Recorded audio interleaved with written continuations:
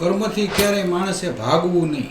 આજ હું તમને કર્મની એવી વાર્તા કહું કે તમને અચંબિત કરી દેશે.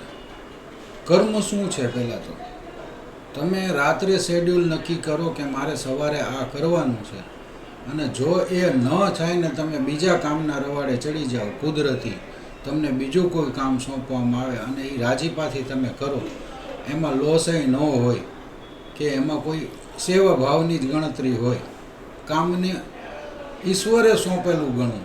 એક વાર્તા એવી છે કર્મની. એક પ્રેમી યુગલ હતું, ગળાડૂબ પ્રેમમાં. પછી એમને એમ થઈ ગયું કે હવે આપણે લગ્ન કરી લેવા જોઈએ, એટલે લગ્ન કર્યા. પણ યુવકે યુવતીને એ નહોતું કીધું કે મારી માં ઘણા સમયથી પેરાલિસિસમાં બીમાર છે અને પથારીવશ છે. ઘરે આવતા જ યુવતીએ આ દ્રશ્ય જોયું ને એટલે એને એમ થઈ ગયું કે ઓહો, મારે તો આ ડોશીમાની સેવા કરવી પડશે. પછી આ યુગલમાં રાબેતા મુજબ જીવનશૈલીમાં તણાવ વધવા માંડ્યો. યુવતીને એમ થતું કે મારે આ સેવા કરવી પડે છે, અને યુવક એની માના જતનમાં દિવસો કાઢવા લાગ્યો. પણ તણાવ વધતા બંને અંતે નક્કી કર્યું કે હવે આપણે ભેગા રહી શકીએ એમ નથી, એટલે આપણે હવે છૂટાછેડા લઈ લઈએ.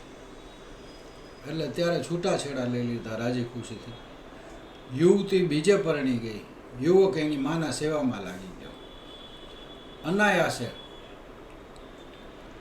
4-5 વર્ષ થયા હશે એટલે યુવકની માં ગુજરી ગઈ, એનો દેહાંત થઈ ગયો.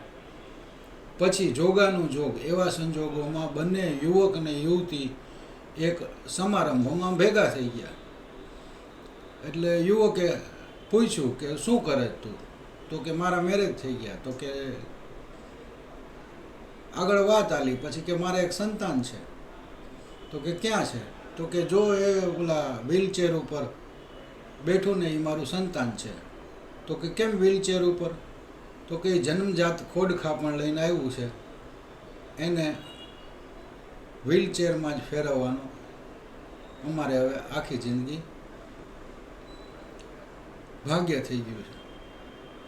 એટલે કહેવાની વાત એ છે કે જે 5 વર્ષની સેવાથી નારાજ થઈને યુવતી યુવકને છોડીને વહી ગઈ હતી, એ જ યુવતીના ભાગ્યમાં પાછું એવું આવ્યું કે એને આજીવન સુધી સેવા કરવી પડે, એવું સંતાન એના કુખે થયું.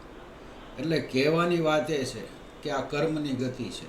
તમે કર્મથી નારાજ થઈને ભાગો ને તો એન કેન પ્રકારે એ તમારી પાસે આવીને ઊભું જ રહે.